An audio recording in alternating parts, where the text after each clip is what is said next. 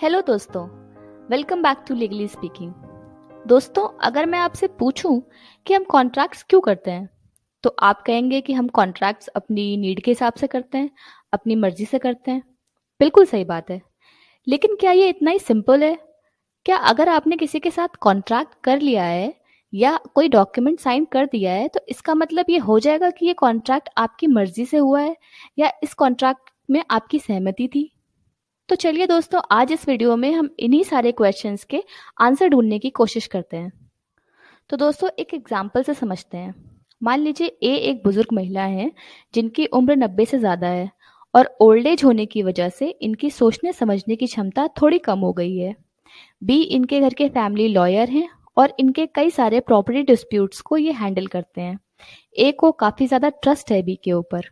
B उसी trust का फायदा उठाकर ए को कन्विंस कर लेते हैं कि अगर आप अपनी कुछ प्रॉपर्टी मेरे नाम पे ट्रांसफर कर दें तो आपके जितने भी केसेस चल रहे हैं ये जल्दी ही कोर्ट में खत्म हो जाएंगे, इनका सेटलमेंट हो जाएगा।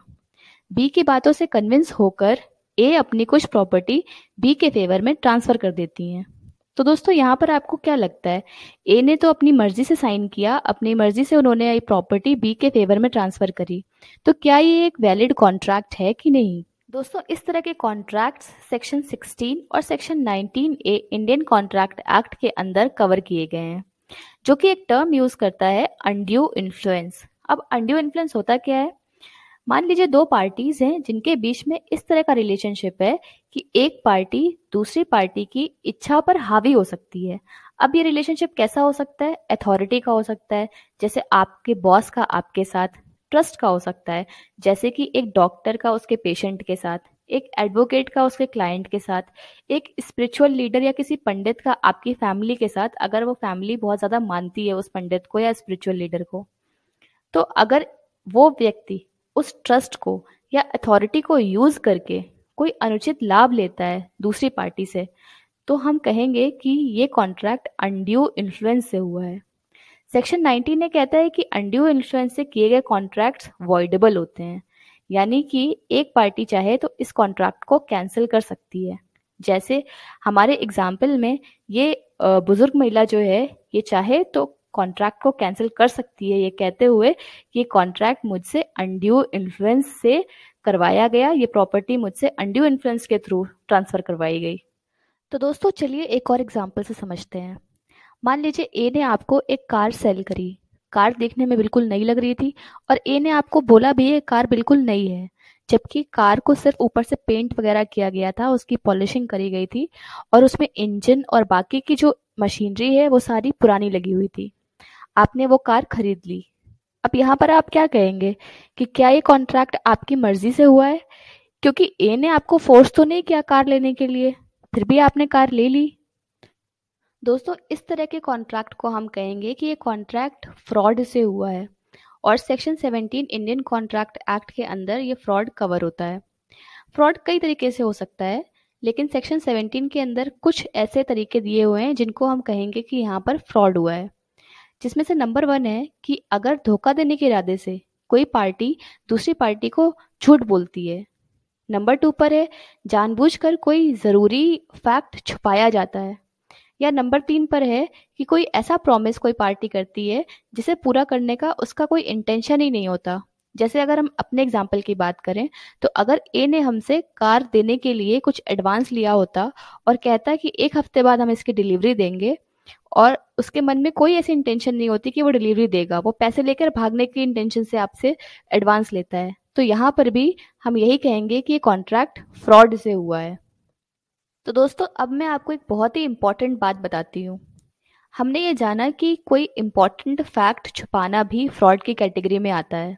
तो जब आप कोई इंश्योरेंस पॉलिसी लेते हैं, हेल्थ इंश्योरेंस पॉलिसी लें या लाइफ इंश्योरेंस पॉलिसी लें, तो आपसे एक प्रपोजल फॉर्म भरवाया जाता है जिसमें आपसे कुछ क्वेश्चंस पूछे जाते हैं जिनका आपको आंसर करना होता है।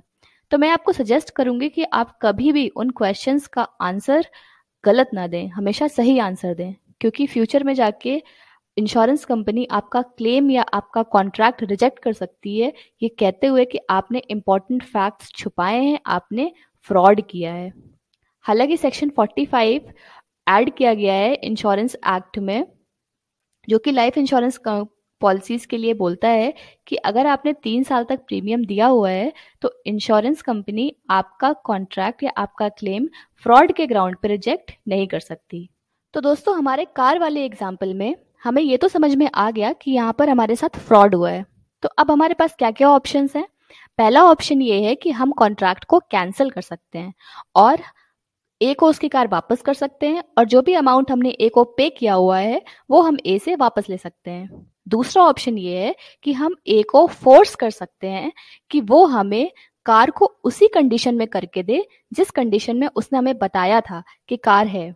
यानी कि अगर उसने कहा था कि इंजन और बाकी पार्ट्स नए हैं तो वो कार के अंदर नया इंजन और नए बाकी पार्ट्स लगाकर कार आपको दे। दोस्तों, सेम एग्जाम्पल में अगर ऐसा होता कि ए को भी पता नहीं होता कि गाड़ी के अंदर पुराने इंजन या पुराने पार्ट्स लगे हुए हैं, तो फिर ये मिस रिप्रेजेंटेशन का केस हो जाता।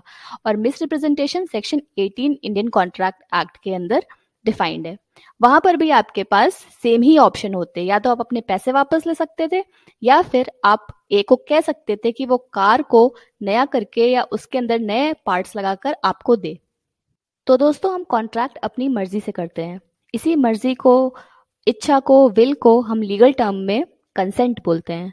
और एक कॉन्ट्रैक्ट तभी वैलिड होगा जब उसमें कंसेंट फ्री होगी दोनों पार्टीज की। हम कब कहेंगे कि कंसेंट फ्री है? जब उसमें अनड्यू इन्फ्लुएंस नहीं होगा, फ्रॉड नहीं होगा, मिसरिप्रेजेंटेशन नहीं होगा, तब हम कहेंगे कि दोनों पार्टीज की कंसेंट फ्री थी और ये एक वैलिड कॉन्ट्रैक्ट है। दोस्तों, ये भी सेक्शन 10 में ही दिया हुआ है इंडियन कॉन्ट्रैक्ट एक्ट के। प्रोविजंस में और भी कई सारी चीज़ें हैं। अगर आप चाहते हैं कि मैं प्रोविजंस पर एक डिटेल्ड वीडियो बनाऊं तो मैं बना सकती हूँ। आप मुझे मैसेज कर सकते हैं इंस्टाग्राम पे या कमेंट सेक्शन में लिख सकते हैं। मैं ज़रूर एक डिटेल्ड वीडियो इस पर बनाऊंगी। अगर आपको वीडियो अच्छा लगा तो इसे लाइक करिए और चैनल को सब्सक्राइब करिए। Thank you so much for watching. Bye bye.